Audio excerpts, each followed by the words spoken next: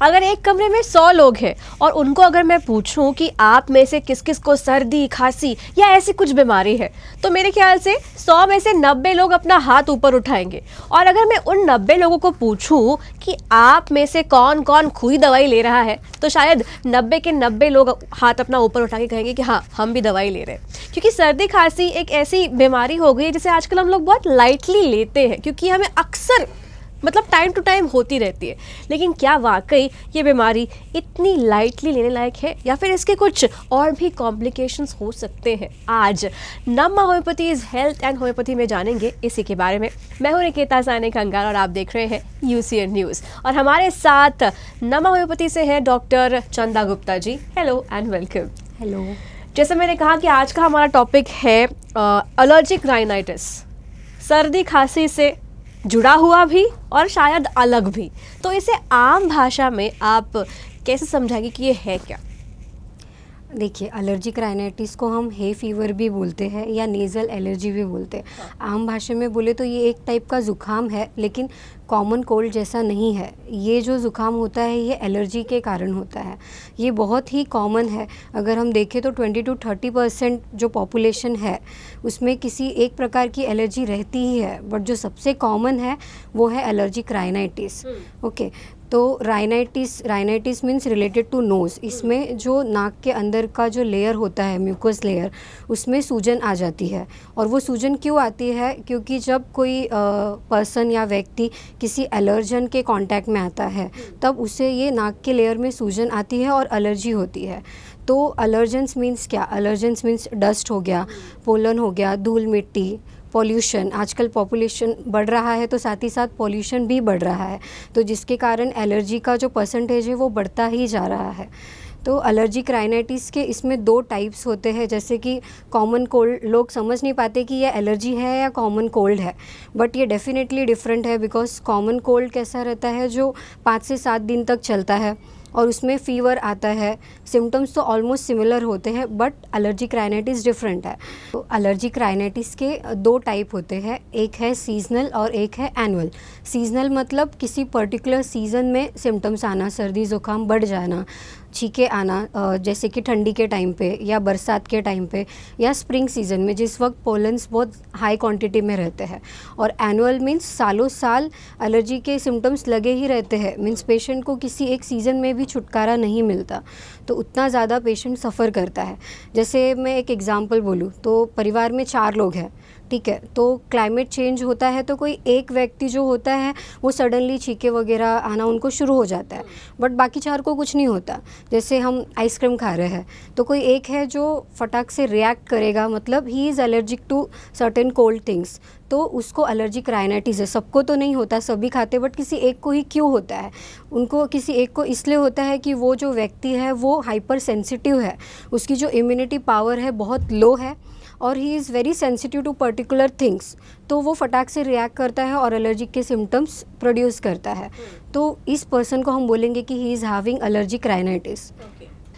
और अक्सर ये देखा गया है कि जब भी कभी सर्दी या खांसी कुछ होते हैं, एलर्जिक रिएक्शंस होते हैं, तो हर बार सबसे पहला ब्लेम या तो धूल पे जाता है या तो आज तो मौसम ही ख़राब है, कभी भी धूप आ रही है, कभी भी बारिश आ रही है, इसलिए इसको हुआ होगा।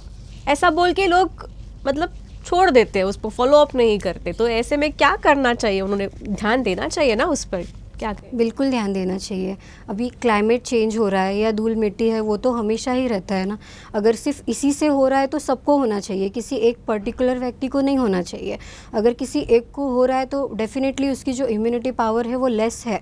तो ये एक एलर्जिक राइनाइटिस, ये एक हाइपर सेंसिटिविटी रिएक्शन है जो IgE मीडिएटेड रहता है। तो ये सबको नहीं होता, क्लाइमेट चेंज होने से सबको नहीं होता, किसी एक को ही होगा जिसका इम्यूनिटी लो है। तो हमें कंपलसरी ध्यान देना चाहिए। तो और क्या अलग सिम्टम्स होते हैं इसके, जो नॉर्मल कफ एंड कोल्ड जैसे तो होते हैं लेकिन डिफ़र करते हैं या फिर ज़्यादा टाइम चलते हैं, ऐसा कुछ सिम्टम्स अगर पूछूँ तो? देखिए, एलर्जिक राइनाइटिस ये बहुत ही क्रॉनिक डिजीज़ है जो सालों साल चलता रहता है। बट कॉमन कोल्ड जैसे मैं पहले भी बताई कि ये 1 हफ्ता या 5 दिन ऐसे ही रहता है।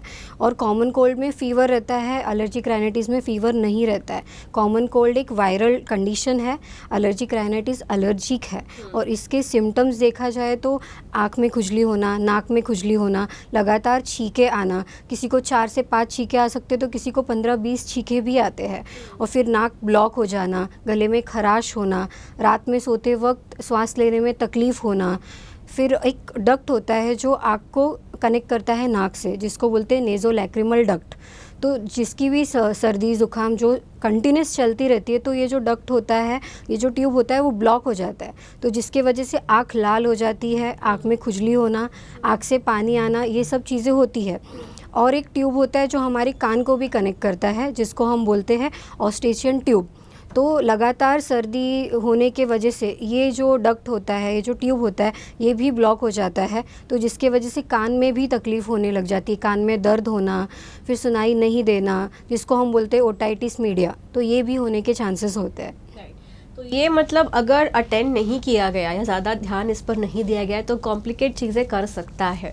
तो इसकी और क्या कॉम्प्लिकेशंस होते हैं अगर इसे टाइम पे ट्रीट ना किया जाए या नज़रअंदाज किया जाए, जैसा कि आम लोग जनरली सर्दी खांसी को नज़रअंदाज करते हैं, 2 दिन में ठीक हो जाएगा ऐसा बोल के। देखिए, जब हम इस पे ध्यान नहीं देते एलर्जिक राइनाइटिस पे, सालों साल हम सिर्फ टेम्पररी ट्रीटमेंट लेते जाते हैं, तो ये बहुत ही भयानक रूप में आ सकता है, जैसे कि अस्थमा हो जाता है, फिर एक्यूट या क्रॉनिक साइनसाइटिस हो सकता है, जो साइनस होते हैं वो ब्लॉक हो जाते हैं, तो जिसको हम बोलते हैं साइनसाइटिस। उसमें चेहरे पे सूजन आना, आंखों के नीचे कालापन आना, चेहरा लाल हो जाना, या पर्टिकुलर किसी फेस के एरिया में दर्द होना, सर का भारीपन होना, ये एक कॉम्प्लिकेशन है। और दूसरा देखा जाए तो टॉन्सिलाइटिस हो जाता है। टॉन्सिलाइटिस मीन्स जो हमारे टॉन्सिल्स है, जो ग्लैंड है, ग्रंथि है, उसका सूजन हो जाना। तो ये सूजन होने के वजह से खाना निगलने में तकलीफ़ होती है, गले में दर्द होता है। तो अक्सर लोग बोलते हैं कि ये ग्लैंड बढ़ गया है तो इसे ऑपरेट कर देते हैं, इसे निकाल देते हैं, बट इसे निकालना ही सोल्यूशन नहीं है, because every organ is important. अगर कुछ है तो उसका एक इम्पॉर्टेंस है, तो इसे बिना निकाले हम इसका ट्रीटमेंट कर सकते हैं, इसे हम ठीक कर सकते हैं। तो ये भी वन ऑफ द कॉम्प्लिकेशन है। और दूसरा देखा जाए तो अगर सर्दी लगातार चलता जा रहा है तो रात में किसी किसी पेशेंट को सांस लेने में तकलीफ़ होती है, जिसको बोलते हैं स्लीप एपनिया। तो ये सारे कॉम्प्लिकेशंस है एलर्जिक राइनाइटिस के। आपने यहाँ पे पॉइंट आउट किया एस्थमा के बारे में, और जनरली एस्थमा भी रेस्पिरेटरी डिजीज़ेस के साथ ही उसे जोड़ा जाता है। तो इन दोनों में क्या सिमिलरिटी और क्या डिफरेंस है? क्या इनके भी सिम्टम्स सेम ही होते हैं? देखिए, अस्थमा जो है एलर्जिक राइनाइटिस का कॉम्प्लिकेशंस है। सिम्टम्स तो सेम नहीं है, बट जो कॉजेज़ है वो सेम है। जैसे कि मैं वहाँ पे भी बोली कि एलर्जिक राइनाइटिस एक एलर्जी है, तो अस्थमा भी एक एलर्जी है। अस्थमा के भी 2 टाइप्स होते हैं, एक होता है एलर्जिक अस्थमा और दूसरा होता है नॉन एलर्जिक। तो एलर्जिक अस्थमा वो है जो धूल मिट्टी के कारण होता है, स्ट्रॉन्ग स्मेल के कारण होता है, अगरबत्ती घर में लगा दिया जाए तो होता है, या परफ्यूम जो लोग यूज़ करते हैं उसके वजह से भी एलर्जी हो जाता है। तो ये हो गया एलर्जी के टाइप। और नॉन एलर्जिक अस्थमा बोले तो देखिए, कभी वेदर चेंज हो गया, सडनली ठंडी से गर्मी में जब हम आ जाते हैं, तो एनवायरनमेंट चेंज हो गया, क्लाइमेट चेंज हो गया, तो इस वजह से भी अस्थमा होता है। आपने सिम्टम्स के बारे में पूछे, तो इसके सिम्टम्स होते हैं कि बहुत ज़्यादा खांसी आना। यह खांसी मोस्टली रात के समय में ज़्यादा आती है और अर्ली मॉर्निंग में। साथ ही साथ जो पेशेंट होते हैं उनके छाती से आवाज़ आती है, घर घर आवाज़ आती है, जिसको हम विस्लिंग साउंड भी बोलते हैं, मीन्स सीटी की तरह आवाज़ आना, या चेस्ट में टाइटनेस फील होना, सांस लेने में बहुत ज़्यादा तकलीफ़ होना, थकावट महसूस होना, ये सब अस्थमा के सिम्टम्स हैं। ओके। और चाहे वो अस्थमा हो या फिर एलर्जिक राइनाइटिस हो, आई एम श्योर कि नमा होम्योपैथी में इसको लेकर बहुत ही कमाल का ट्रीटमेंट जो है वो दिया जाता है और पेशेंट्स का अच्छे से ध्यान रखा जाता है। तो आप कैसे ट्रीट करते हैं, कैसे डिफ्रेंशिएट करते हैं, कैसे अलग अलग ट्रीटमेंट प्लान्स बनाते हैं अलग अलग स्टेज के पेशेंट्स के लिए, उस पर क्या कहेंगे? देखिए, हमारे पास जब पेशेंट आते हैं, कुछ पेशेंट्स को तो पता ही नहीं होता कि ये एलर्जिक राइनाइटिस है, तो उसे हम कुछ टेस्ट करवाते हैं, जैसे कि हम ब्लड टेस्ट कर सकते हैं जिसमें IgE एंटीबॉडी का लेवल बढ़ा हुआ रहता है, बिकॉज ये हाइपर सेंसिटिविटी रिएक्शन है तो ये बढ़ा हुआ रहता है। अदर टेस्ट भी होते हैं जैसे कि स्किन प्रिक टेस्ट और नॉर्मल CBC टेस्ट करवाया जाता है जिसमें इओसिनोफिल का काउंट बढ़ा रहता है। और नमा होम्योपैथी में हम एक एडवांस ट्रीटमेंट यूज़ करते हैं, एक फार्मूला यूज़ करते हैं जिसका नाम है immunogenic immunogenetic miasmatic 6th generation homeopathic treatment. इसमें हम पेशेंट का फैमिली हिस्ट्री भी पूछते हैं, बिकॉज एलर्जिक राइनाइटिस और अस्थमा के पेशेंट जब भी आते हैं तो हम देखते हैं कि अक्सर मैक्सिमम पेशेंट में फैमिली हिस्ट्री रहता ही है। फैमिली में मम्मी या पापा को किसी को अस्थमा होगा, या तो एलर्जिक राइनाइटिस होगा, या तो एक्जिमा होगा, मीन्स डेफिनेटली हिस्ट्री मिलती ही है। सो इम्यूनोजेनेटिक मीन्स इम्यून, इन पेशेंट में इम्यूनिटी पावर बहुत कम रहता है। तो पहले हमें क्या करना है कि हम ऐसी मेडिसिन देते हैं कि जिससे इनका इम्यूनिटी पावर बढ़े, मीन्स डिजीज़ फाइटिंग कैपेसिटी बढ़े। फिर जेनेटिक, जैसे कि मैं बोली, ये जो डिज़ीज़ है इसमें स्ट्रॉन्ग फैमिली हिस्ट्री मिलता ही है, तो हम जो मेडिसिन देते हैं वो जीन लेवल पे काम करता है। और माइज़मेटिक मीन्स हम कॉज ढूंढते हैं। अस्थमा और एलर्जिक राइनाइटिस में मेंटेनिंग कॉज अक्सर हमें मिलता है, तो हम उसे रूट कॉज ट्रीटमेंट देते हैं। पेशेंट का डिटेल में पूरा केस हिस्ट्री लिया जाता है, एक इंडिविजुअलाइज्ड होलिस्टिक अप्रोच से सब डिटेल लेके, मेंटल्स फिजिकल सब कुछ लेकर एक ट्रीटमेंट दिया जाता है, जिससे हम पेशेंट को ठीक करते हैं। ओके, एक ओवरऑल ट्रीटमेंट। जी बिल्कुल। इससे पेशेंट का लाइफस्टाइल भी सुधरता है, बिकॉज एलर्जिक राइनाइटिस और अस्थमा डेफिनेटली ये हमारे लाइफस्टाइल को भी अफेक्ट करते हैं, एक नेगेटिव इम्पैक्ट होता है। एलर्जिक राइनाइटिस आजकल इतना कॉमन है कि बच्चों में भी 25 to 30% पॉपुलेशन में दिखता ही है, जिसके वजह से उनका स्कूल लाइफ अफेक्ट हो जाता है, एकेडमिक परफॉर्मेंस अफेक्ट हो जाता है, छुट्टियाँ बढ़ जाती है, और एक फैटिगनेस और टायर्डनेस की वजह से दिन भर नींद लगे रहना ये भी होता है। और वर्किंग पीपल में देखा जाए तो उनका सिक लीव ज़्यादा बढ़ जाता है, बिकॉज बहुत ज़्यादा पेशेंट परेशान हो जाते हैं। बहुत ट्रीटमेंट करते हैं बट टेम्पररी ही आराम मिलता है। तो नम्मा में हम जो ट्रीटमेंट देते हैं, जो रूट कॉज ट्रीटमेंट देते हैं, जिससे पेशेंट को परमानेंट इलाज दिया जाता है। राइट, ओवरऑल ट्रीटमेंट होता है, परमानेंट इलाज दिया जाता है। नम्मा यानी कि ऑफ कोर्स कहते हैं हमारा अपना नम्मा होम्योपैथी में आई एम श्योर सबको सही ट्रीटमेंट मिलता ही होगा। तो ये वक्त है अब हमारे आज के कॉलर की ओर बढ़ने का। पहले उनसे बात करते हैं, उनका सवाल जानते हैं, देन उसके बाद जानेंगे कि प्रिकॉशंस हमें कौन से हमारे आसपास लेने हैं ताकि हम इस बीमारी से बचें। मेरा नाम राहुल शिंदे है, मैं नागपुर से बात कर रहा हूँ। मुझे पिछले 5 साल से अस्थमा का प्रॉब्लम है। मैं पंप यूज़ करता हूँ एवरी डे। अगर कुछ भी वेदर चेंज हो जाता है तो मुझे पंप लेना ही पड़ता है। लेकिन कोविड से मेरी तकलीफ़ बहुत बढ़ गई है। आफ्टर कोविड मेरे को अस्थमा का प्रॉब्लम और ज़्यादा आने लगा है। तो नम्मा होम्योपैथी मेरी इसमें किस तरह से हेल्प कर सकती है?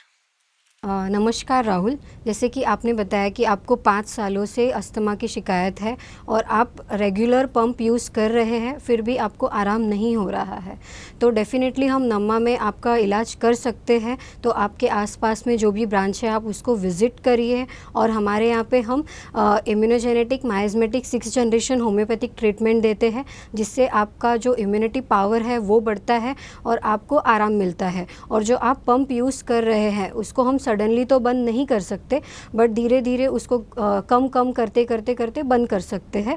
तो डेफिनेटली आप जल्दी से जल्द हमारे ब्रांच को विज़िट करिए और इस सुविधा का लाभ उठाइए। एंड राहुल जी, आप तो नागपुर से ही बात कर रहे हैं, तो आप ऑफ कोर्स विजिट कर सकते हैं 1st floor Udayagiri apartment Dhantoli, यहाँ पर क्लिनिक है, वहाँ जाकर आप विजिट कीजिए एंड ऑफ कोर्स आपको आपकी प्रॉब्लम का, बीमारी का सोल्यूशन वहाँ पर मिलेगा। और अब बढ़ते हैं आगे हमारे प्रिकॉशनरी मेजर्स की तरफ, क्योंकि कई बार चीज़ें हाथ में नहीं होती अगर जेनेटिक डिसऑर्डर्स के बारे में बात की जाए तो, लेकिन कई बार कुछ चीज़ें ऐसी हैं जिनको फॉलो कर हम बच सकते हैं या जो आउटकम है उसको कम कर सकते हैं। तो इस मामले में क्या प्रिकॉशंस आप सजेस्ट करेंगी? देखिए, इसको अवॉइड करने के लिए आप, यदि आपको पता है कि आपको ये चीज़ खाने से या ये चीज़ से एक्सपोज होने से हो रहा है, तो उस चीज़ को अवॉइड करिए। मीन्स जो भी एलर्जेंस है, जैसे कि डस्ट से हो रहा है, धूल से हो रहा है, तो उस समय आप मास्क पहन सकते हैं। और जो भी स्ट्रॉन्ग ऑर्डर्स की चीज़ से अगर आपको तकलीफ़ हो रही है तो वो चीज़ आप अवॉइड कर सकते हैं, लाइक परफ्यूम हो गया, तो वो आप अवॉइड करेंगे तो इससे आपको तकलीफ़ कम होगी। और मोस्टली तो आज का जो लाइफस्टाइल है उसमें हम पेट्स, पालतू जानवर बहुत रखते हैं, तो जिसके हेयर से भी हमें एलर्जिक सिम्टम्स आने के चांसेस होते हैं। तो जब भी आप पेट्स के साथ खेलते हैं तो उसके बाद आप डेफिनेटली अपने हाथ को धो लीजिए, और पेट्स को अपने बेडरूम तक आने मत दीजिए। और जब भी जिस भी सीज़न में पोलन्स का जो क्वांटिटी रहता है हायर साइड रहता है, उस समय पे खिड़कियाँ, दरवाजे यदि आप बंद रखते हैं तो आप एलर्जिक राइनाइटिस या अस्थमा को अवॉइड कर सकते हैं कुछ हद तक। राइट, एंड उसके साथ साथ सिम्टम्स पर ध्यान देना है और अगर कुछ भी लगता है तो ऑफ कोर्स आपसे कांटेक्ट करना है। नंबर स्क्रीन पर शेयर हो ही रहा है, आप उस नंबर पर भी कॉल कर सकते हैं और नमा होम्योपैथी से कांटेक्ट कर सकते हैं। आज हमने बात की एलर्जिक राइनाइटिस के बारे में एंड अगर आप कहीं और रहते हैं, अगर आप अपने रिलेटिव्स को सजेस्ट करना चाहते हैं तो बता दूं आपको कि मुंबई में दादर, ठाणे यहाँ पर क्लिनिक्स है, then Pune, Nashik, Kolhapur, Solapur, Aurangabad, Nanded, Akola and of course Nagpur, यहाँ पर भी आप जाकर विजिट कर सकते हैं और अपनी बीमारियों को लेकर ट्रीटमेंट, अच्छा ट्रीटमेंट प्लान यहाँ पर पा सकते हैं। So thank you so much doctor Chanda Gupta जी, आज हमने इस बीमारी के बारे में, जो लगती तो है एकदम आम सर्दी खांसी जैसे लेकिन इसके कॉम्प्लिकेशंस हो सकते हैं, इसके बारे में आपने जानकारी दी, उसके लिए थैंक यू सो मच। और आप बने रहिए, देखते रहिए UCN न्यूज़ एंड नमा homeopathies health and homeopathy. Thank you.